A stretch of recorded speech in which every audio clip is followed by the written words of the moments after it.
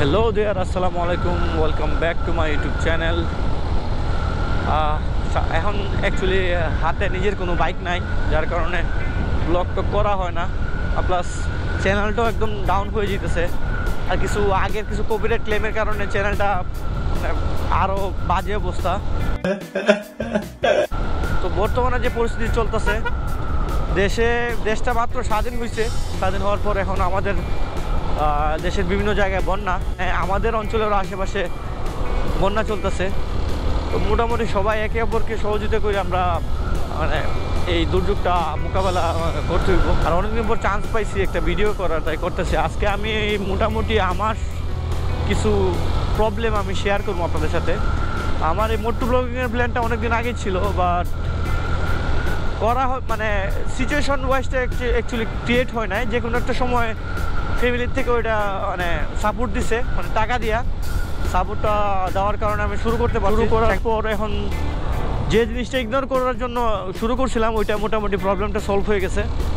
এখন হয়েছে কি, এখন আবার আমার হাতে বাইক নাই। লাইফটা সবসময় কোনো না কোনো কিছুর অভাব থেকে যাইব, এটা হচ্ছে লাইফ। কি মকা। আর দেশের যারা আছে তাদের জন্য অবশ্যই দোয়া কামনা করতেছি, যাতে খুব শীঘ্রই দেশটা আবার ঠিক হয়ে যায়। যা লস হওয়ার তো হয়েছে আমাদের বন্যায়। আর যারা যারা ইন্ডিয়ারে হেট করেন মন থেকে, তারা একটু কমেন্টে জানায়েন। আর অলমোস্ট আমি একটা বড় একটা বিপদ থেকে বাইচা গেছি, মানে বিপদ কি মহাবিপদ থেকে বাইচা গেছি। একটা ফল্ট করে ফেলছিলাম লাইফে, বিগ একটা রং স্টেপ নিয়ে নিয়েছিলাম। ওইটার খেসারত দিছি প্রায় 3 বছর 1.5 বছরের মতো। যে আমি যখন মোটো ব্লগিংটা স্টার্ট করি, তখন আমার কন্ডিশন খুবই বাজে ছিল, লাইফ কন্ডিশন একদম বাজে ছিল। আমরা সব মিলে একটু মানে প্যারাই ছিলাম। ফাইনালি এখন আস্তে আস্তে রিকভার করা স্টার্ট করছি।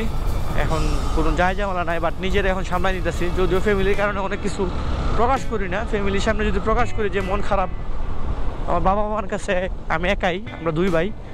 আমার ভাই দেশের বাইরে থাকে আর আমি আমার বাপ্পার কাছে, যার কারণে মন খারাপ হইলেও কিছু করার নাই, আমি মানে ওদের কাছে প্রকাশ করি না। ওভারঅল সব মিলে একটু ভালোই প্যারাতে ছিলাম লাইফটা।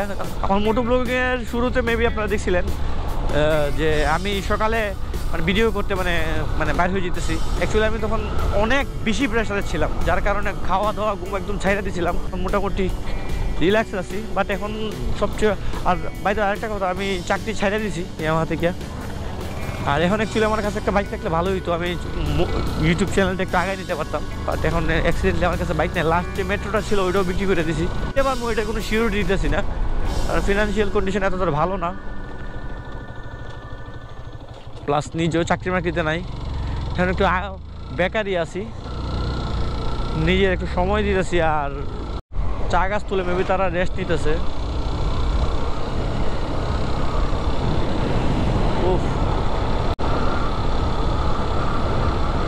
আসলে একটা বয়স হয়ে গেলে পর আপনার মানে নিজের প্রতি নিজেরই মানে খেয়াল রাখা লাগে।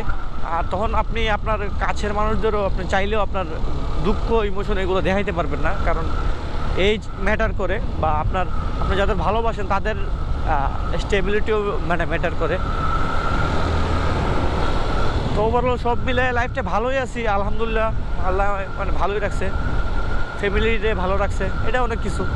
লাইফে অনেক কিছু কেয়ার করা লাগবে সবসময়, যারা আপনার সাথে লং টাইম ছিল, যেমন বাপ মা ভাই বোন এগুলো আছে। যদিও আমার বোন নাই, আমার এক ভাই আছে, তো ওইটাই।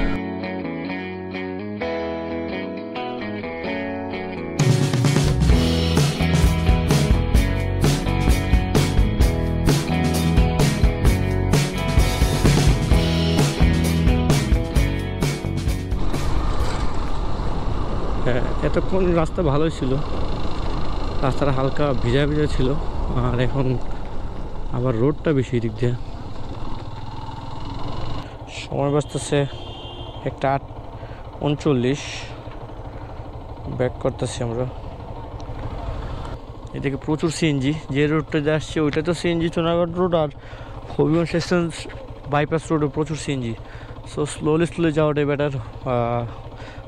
মাঝে মাঝে বাইক চালাইলে হুট করে এত স্পিডে না চালালে বেটার, কারণ একটা প্র্যাকটিসের একটা ব্যাপার আছে। আমি প্রায় অনেক দিন যাবত বাইকই চালাই না, সো এই জন্য বাড়াবাড়ি করতেছি না। বাইক বাড়াবাড়ি জিনিসই, বাট কন্ট্রোলের ভিতরে বাড়াবাড়ি করাটা বেটার। মানে ওভার কিছু না করে বেটার। যদি আপনার কন্ট্রোল থাকে তাহলে আপনি বাড়াবাড়ি করেন। শহরে চলে আসছি, আর বাসার সামনেই, আর পিছনে একজন বেদনা নিতেছে মেরিট। চোখের পানিতে বোকটা বাইসা যা। এই দৌড় দিছে, ওয়াও। এই চুল ঠিক করে লাইফের ফুটকি মেরে রেখে দিছো তুমি, চুল ঠিক করো মেয়ে।